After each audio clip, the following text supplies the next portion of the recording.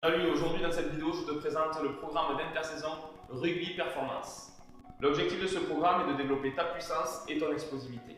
Tu trouveras aussi un travail d'hypertrophie, un travail de gainage et un léger travail de cardio. D'ailleurs, je te mets le lien du programme juste dans la description. Donc ce programme il sera sous format PDF. PDF avec 6 pages A4, une page par semaine.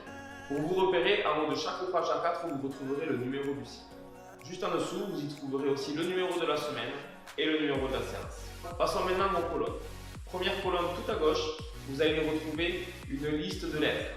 Chaque lettre correspond à un exercice ou à un groupe d'exercices à réaliser dans cet ordre-là. Dans la deuxième colonne, vous trouverez logiquement le nom de l'exercice. N'ayez pas peur si vous ne reconnaissez pas le nom, si vous ne savez pas ce que ça veut dire, vous aurez juste à cliquer sur le nom de l'exercice. Il y a un lien qui va vous envoyer sur une de mes vidéos YouTube qui vous expliquera l'exercice. La troisième colonne, vous trouverez le nombre de séries à réaliser et la quatrième colonne, le nombre de répétitions à réaliser. Attention, si vous voyez qu'un groupe d'exercices, comme vous pouvez voir sur la première séance, n'a qu'une seule case pour les séries, c'est que vous devez enchaîner ces exercices-là. Vous trouverez ensuite une colonne qui vous indiquera la charge à utiliser.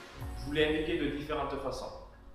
Par moment, vous aurez des pourcentages. Donc, ça va être des pourcentages en fonction de votre 1RM. Donc, ici, nous avons, je crois, 55%.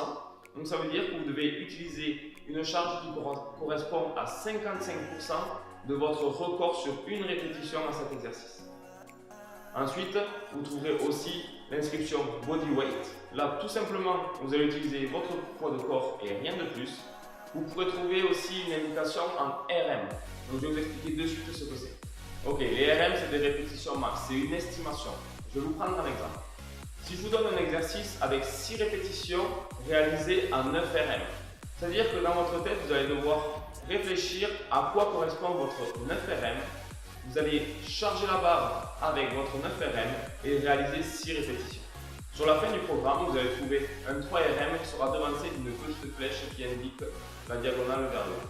Ça veut dire que vous n'allez pas commencer votre travail à 3 RM, vous allez le commencer sur 3 répétitions plutôt légères, puis augmenter la charge petit à petit pour arriver à votre maximum sur votre dernière série. Ensuite, il y a la colonne tempo. Ça va être le rythme d'exécution de l'exercice. Je vous explique ça de suite. Il faut savoir que dans tout exercice, il y a 4 phases. Je vais vous prendre l'exemple avec un curl biceps, c'est le plus simple pour comprendre.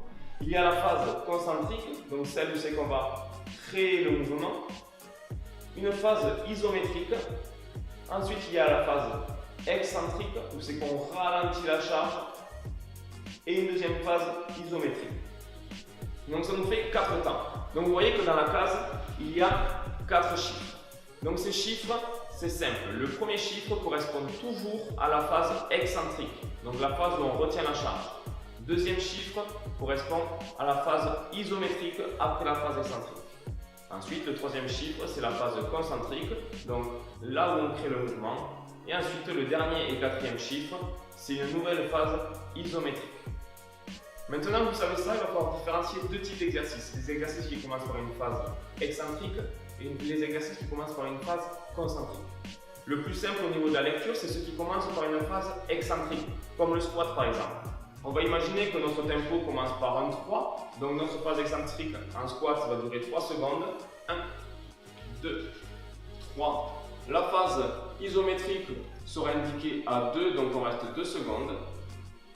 Puis, une phase concentrique de 3 secondes. 1, 2, 3. Nous avons de nouveau une phase isométrique de 2 secondes. Et ensuite, on recommence à ce tempo-là. Mais attention, il y a les exercices qui commencent par la phase concentrique. Donc, par exemple, l'exemple du biceps curl. Ça veut dire qu'il faudra commencer sur le premier mouvement, la phase concentrique, par le troisième chiffre. Donc, imaginons, le troisième chiffre est un 3, donc 1, 2, 3. Le quatrième chiffre est un 2, 1, 2. Le premier chiffre est un 4, 1, 2, 3, 4. Et le dernier chiffre est un 2, 1, 2, et on recommence. Vous allez aussi trouver des fois des croix à la place des chiffres. La croix indique une intention de vitesse max. Et si vous trouvez 4 croix et 0 chiffre, c'est que vous devez faire l'exercice le plus vite possible. Maintenant, on passe à la colonne des temps de repos. Les temps de repos vous seront indiqués en minutes sur chaque exercice. Il peut arriver qu'il n'y ait qu'un seul temps de repos pour 2 exercices. Cela indique que vous devrez enchaîner les 2 exercices et ensuite prendre le temps de repos avant de recommencer le premier exercice.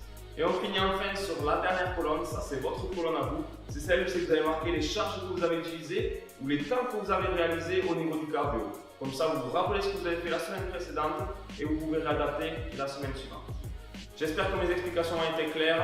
Si jamais il vous manque des précisions, n'hésitez pas à venir en commentaire poser vos questions ou sur mes réseaux sociaux.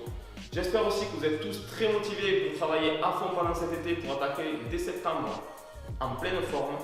Et je vous dis à bientôt pour de nouvelles vidéos.